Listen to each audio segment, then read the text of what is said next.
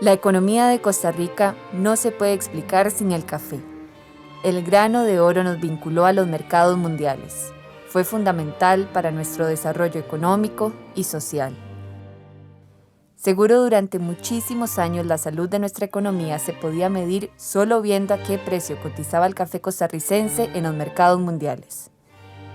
Pero desde entonces muchas cosas cambiaron. Costa Rica, que cerró el mes de octubre con malas noticias para su situación financiera. Las primeras proyecciones para el país son desalentadoras. Es cierto, estamos endeudados, pero esto no es culpa del pueblo. Un plan de reactivación económica. Por supuesto que es más fácil decirle a la gente que no entiende bien lo que quiere oír. Y además le aplauden a uno.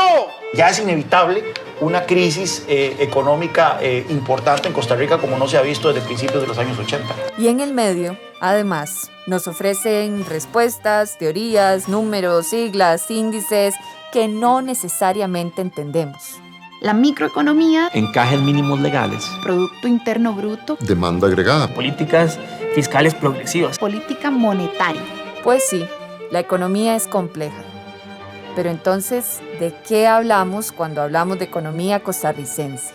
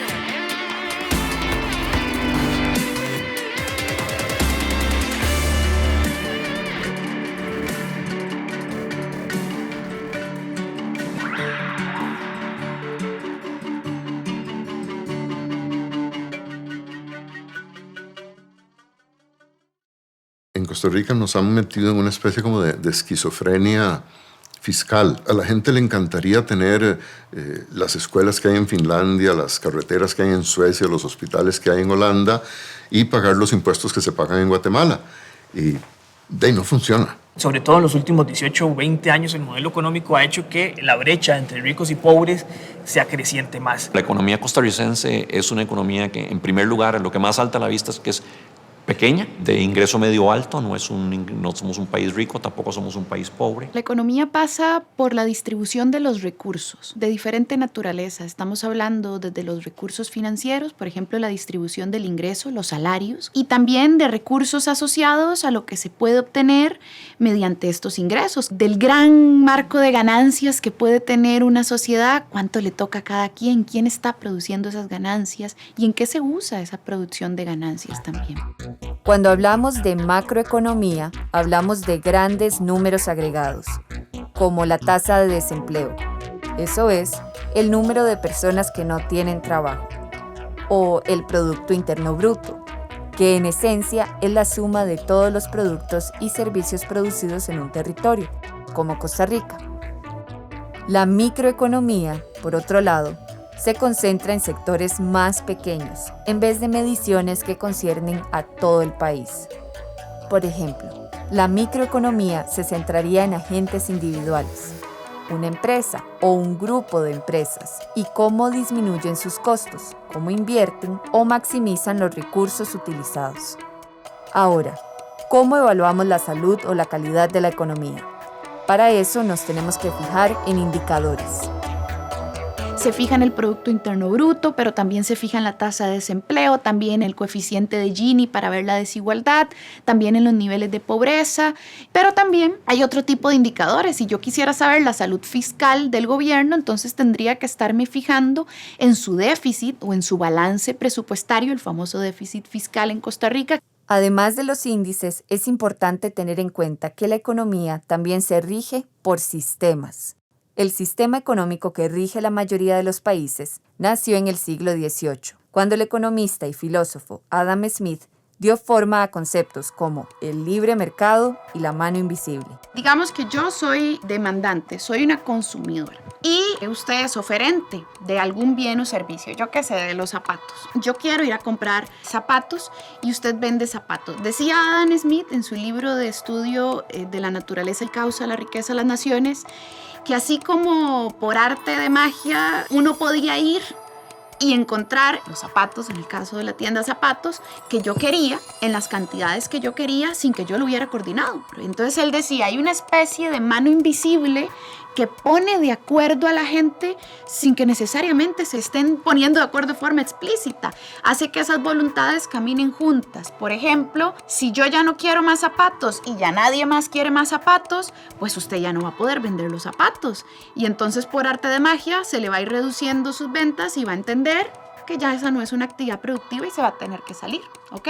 Esa es la mano invisible del mercado ahí haciendo su trabajo. Esas salidas y entradas del mercado no son tan sencillas. No es como que usted le pueda decir, por ejemplo, al productor agropecuario nacional: vean, es que nos abrimos al mercado internacional y qué pena, ustedes no son productivos, no son competitivos y la ley del mercado dice que el que no es competitivo pues va para fuera del mercado, va a tener que hacer una transición de actividad productiva, que básicamente significa que si usted sembró 30 años papa, de la noche a la mañana la actividad productiva que funciona la del call center, váyase al call center.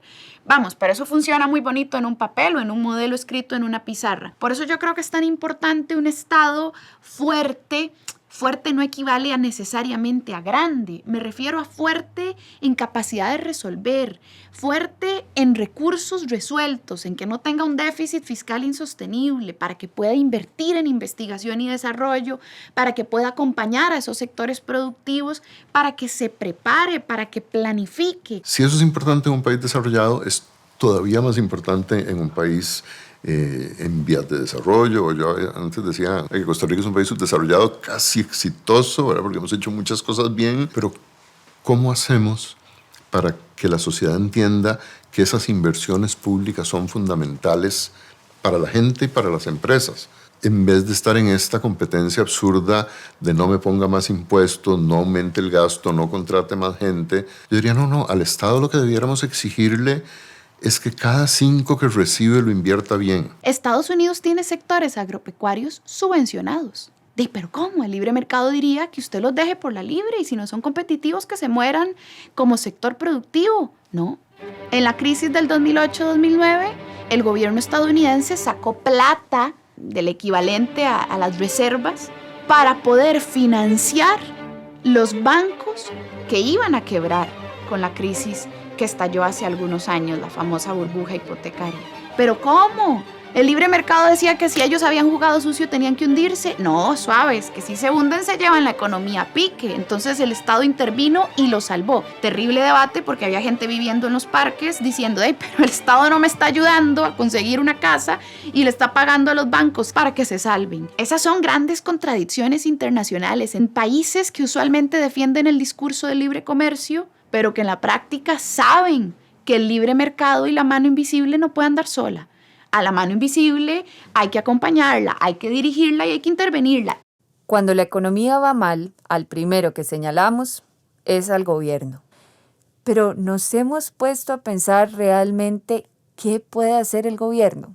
¿Qué herramientas tiene en sus manos? La situación de las finanzas públicas llegó a un punto crítico, poniendo en riesgo la sostenibilidad de nuestro Estado social de derecho y nuestra economía. Un Estado tiene básicamente 2 cajas de herramientas para intervenir en la economía. Una caja de herramientas que es lo que conocemos como política fiscal.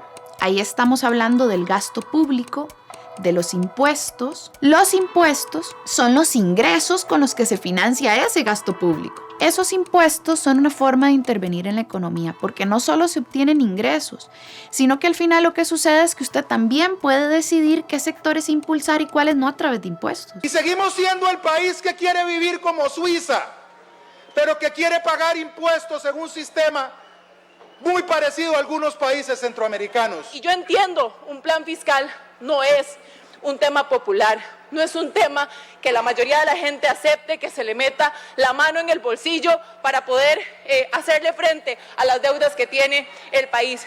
Creemos también en que los impuestos son necesarios porque si no, en definitiva, el país sí se va para la mierda.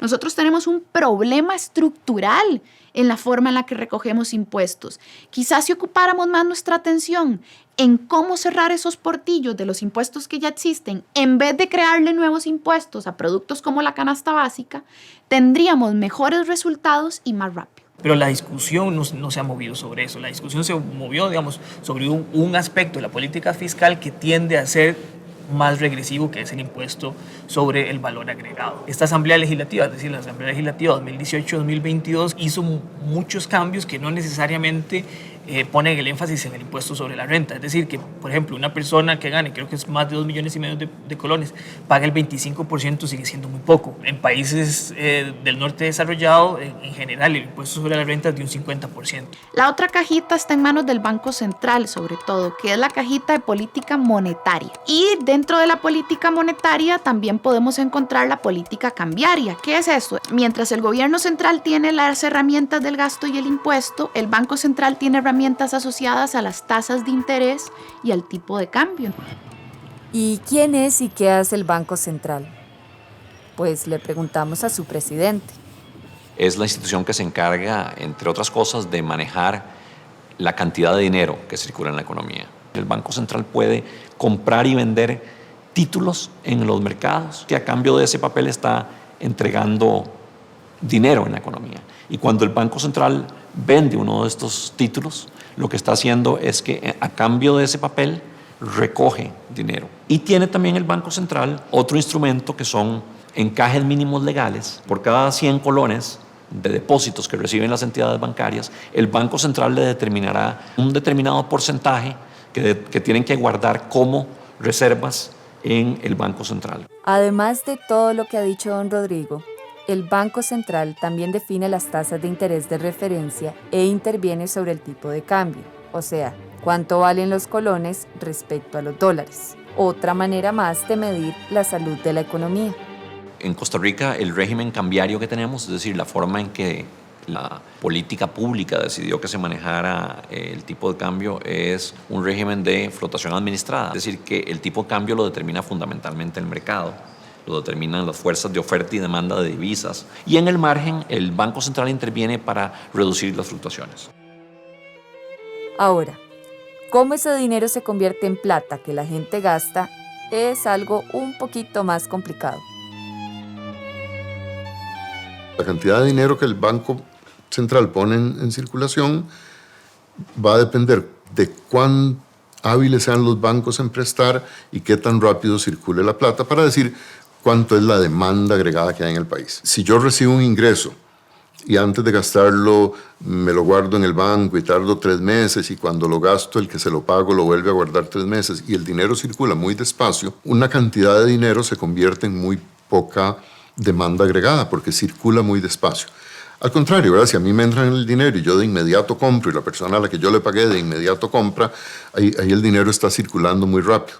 Entonces la misma cantidad de dinero se puede convertir en más o en menos demanda dependiendo de qué tan ágil es la economía. Y lo segundo, que depende muchísimo del Banco Central y del sistema bancario, con cada depósito los bancos tienen capacidad de prestar. Si los bancos logran prestar mucho, de nuevo, eso aumenta la demanda agregada.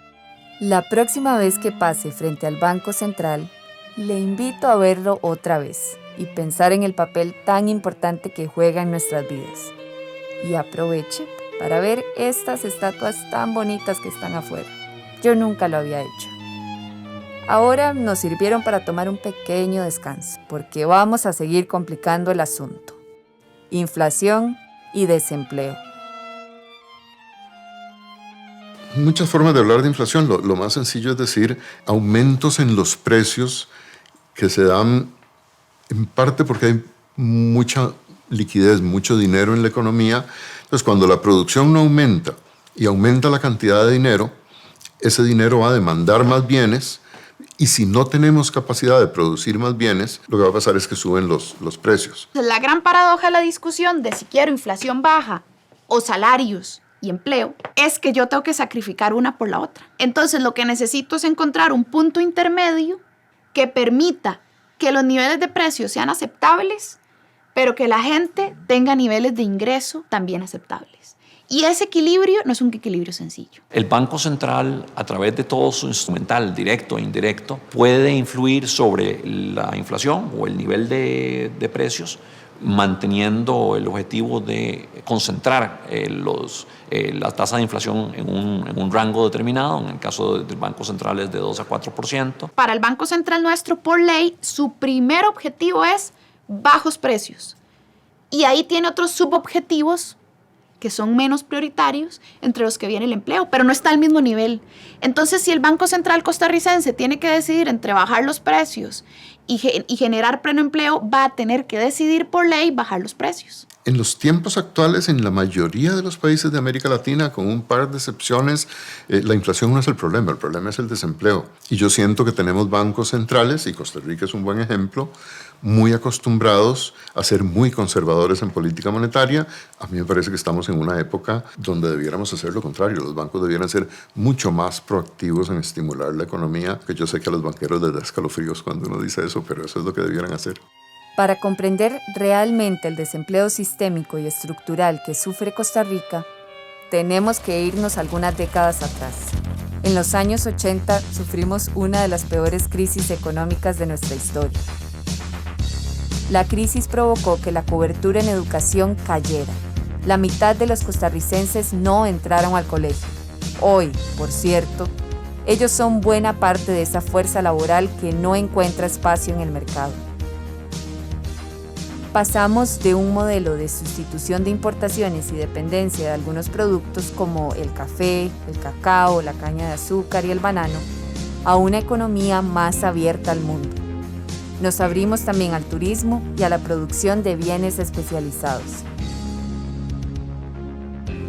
Esos 4 productos siguen siendo exportaciones importantes y de hecho en monto no se redujeron, pero crecieron muchísimo otro tipo de exportaciones no tradicionales que son casi 10 veces más de lo que eran en esas épocas. Y por sobre todo, productos manufacturados. Antes no éramos exportadores en gran escala de productos manufacturados y además exportamos servicios. Además de ser diversificados en productos, somos muy diversificados en mercados.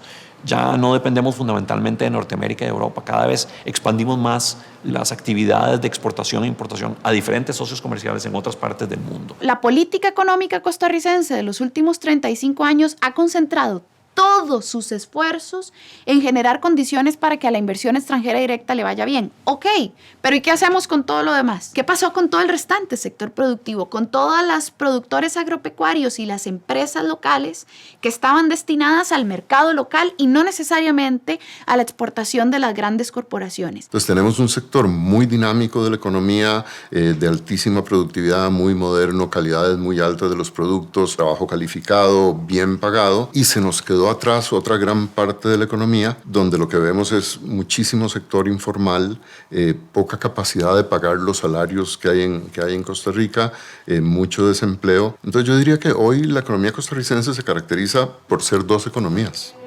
Esas 2 economías evidencian la desigualdad que existe en el país. Una desigualdad palpable todos los días solo caminando por nuestras calles, o que podemos ver en barrios que colindan uno al lado del otro, pero se encuentran a kilómetros de distancia en desarrollo humano. Más de 1 millón de costarricenses tienen que trabajar en la informalidad. Esta realidad y otras, igual de dramáticas, nos estallaron en la cara en la crisis causada por el COVID-19. La pandemia se propagó con rapidez entre los sectores más vulnerables de nuestra sociedad, los que viven hacinados, a los que les es imposible el distanciamiento social, o aquellos para quienes el teletrabajo no puede ser una opción. En tanto, otros teníamos la tranquilidad de pertenecer a sectores privilegiados. El único premio Nobel de la región de América Latina y el Caribe, Arthur Lewis, él escribió un paper muy famoso en los años 50 sobre el riesgo de que cuando un país se abre al mercado mundial, una parte de su economía sea muy exitosa y la parte tradicional no se logre enganchar con la parte exitosa. Y él empezó a hablar ahí de un modelo de desarrollo dual, donde un país se me parte en 2. Nosotros nos embarcamos en un proceso que yo creo que era correcto, ¿verdad? La Costa Rica de los 70 no era viable, pero la pregunta ya Luis la había hecho desde antes. ¿Cómo se va a vincular usted a los mercados internacionales sin dejar atrás a su economía tradicional. Empezamos a ver que Costa Rica, que era uno de los países más igualitarios de América Latina, hoy es uno de los países más desiguales de América Latina. Una forma de medir la desigualdad del ingreso económico es el coeficiente de Gini. Es como dividir el pastel entre las personas que comemos todo el pastel o si hay una única persona que come el pastel. Si todos comemos del pastel por igual, el coeficiente de Gini es 0. Si solo una persona come del pastel, el coeficiente de Gini va a ser 1. Costa Rica ha estado en los últimos 5 años en un coeficiente de Gini de 0,48, 0,51. Todas las investigaciones que hay en el mundo, empezando por las del Banco Mundial de este año, lo que nos dicen es ninguna inversión, ninguna, genera tanto crecimiento y tanta productividad como la inversión en los primeros 3 años de vida. ¿Por qué a los tomadores de decisiones nos cuesta tanto pensar en eso? ¿Y por qué a la sociedad costarricense, que pesa más en las tomas de decisiones, si yo les digo, miren, vamos a coger el IVA, que está en 13%, lo vamos a subir al 19% y esos 6 puntos del IVA los vamos a invertir en la educación de los primeros 3 años de vida de la mitad más pobre de la población? Yo hago eso y tengo a todo el mundo en la calle oponiéndose al aumento de ese impuesto. Pero esa gente que tenés en la calle es la gente más educada que siente que sus hijos no necesitan que el Estado los apoye en los primeros 3 años de vida. Los que de verdad necesitan ese apoyo no son los que están en la calle. Entonces es una cosa muy macabra, donde los que estamos mejor no estamos haciendo el esfuerzo para financiar las oportunidades de los que están peor. No nos ponemos de acuerdo para sacar la plata. En el fondo, porque la verdad no nos importa tanto.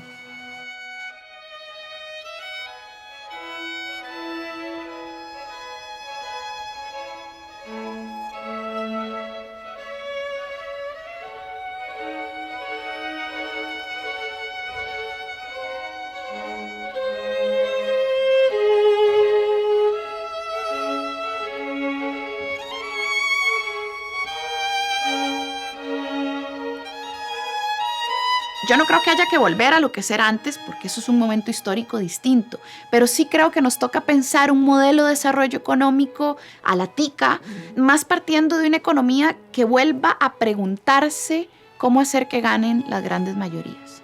Yo creo que este país tiene un futuro muy bonito si logramos entender otra vez que todos estamos en el mismo barco.